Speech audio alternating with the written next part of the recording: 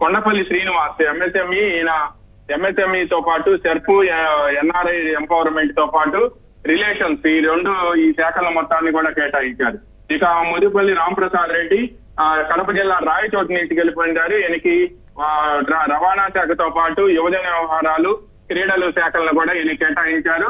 మొత్తం అంటే ఈ శాఖ మొత్తం అందరికీ శాఖలను కేటాయించారు. గత రాత్రి ఈ శాఖలను కేటాయించాల్సి ఉంది. అయితే నిన్న చంద్రబాబు నాయుడు ఆయన ఇంటి దగ్గర నుంచి కూడా సచివాలయం వరకు వెళ్లే మార్గంలో రాజధాని రైతులు పూలు పరిచి ఆయన్ని స్వాగతించారు. ఈ సమయంలో ఆయనకి పూలు వేయటం వల్ల కొంత ఎలర్జెటిక్ గా ఉండటంతో ఈ రోజు ఉదయం కొద్దిసేపటి క్రితం కూర్చొని శాఖల మొత్తాన్ని కూడా ఫైనలైజ్ చేశారు. అయితే ఈ కేబినెట్ మొత్తంలో కూడా ఇప్పుడు అత్యంత కీలకమైన శాఖలు కూడా పవన్ కళ్యాణ్ తో పాటు లోకేష్ అండ్ పయ్యావుల కేసు వీళ్ళందరి దగ్గర కూడా ఉన్నాయి. ఇప్పుడు పయ్యావుల కేసుకే చాలా కీలకమైన బాధ్యతలను అప్పచెప్పారు. ఆయనకి ఆర్థిక శాఖతో పాటు వాణిజ్య పన్నులు, అదే విధంగా లెజిస్లేటివ్ అఫైర్స్ శాసనసభ వ్యవహారాల శాఖ మంత్రిగా కూడా అప్పగించారు. ఇక పంచాయతీరాజ్ శాఖని, రూరల్ డెవలప్మెంట్, పంచాయతీరాజు గ్రామీణాభివృద్ధి శాఖని పవన్ కళ్యాణ్కి ఇవ్వడంతో పాటు ఆయనకి డిప్యూటీ సీఎం హోదాను కూడా కల్పించారు.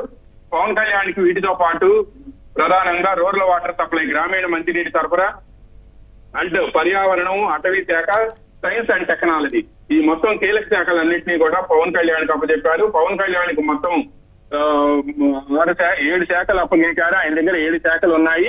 ఈ 7 శాఖలు కూడా చాలా కీలకమైన శాఖలు, వీటన్నిటిని కూడా ఆయనకు అప్పగించారు. ఇక దీంతో పాటు లోకేష్ కి ఈసారి ఎడ్యుకేషన్ డిపార్ట్మెంట్ తో పాటు IT, electronics and communications, RTG, ఈ శాఖలను కూడా ఆయన కేటాయించారు. చంద్రబాబు నాయుడు వద్ద మాత్రం ప్రధానంగా GAD, law and order, public enterprises, all other portfolios not allocated to ministers, అంటే మంత్రులకి ఏవైతే ఎలకేట్ చేయలేదో ఆ పోర్ట్ఫోలియోలన్నీ కూడా చంద్రబాబు నాయుడు వద్ద ఉన్నాయి.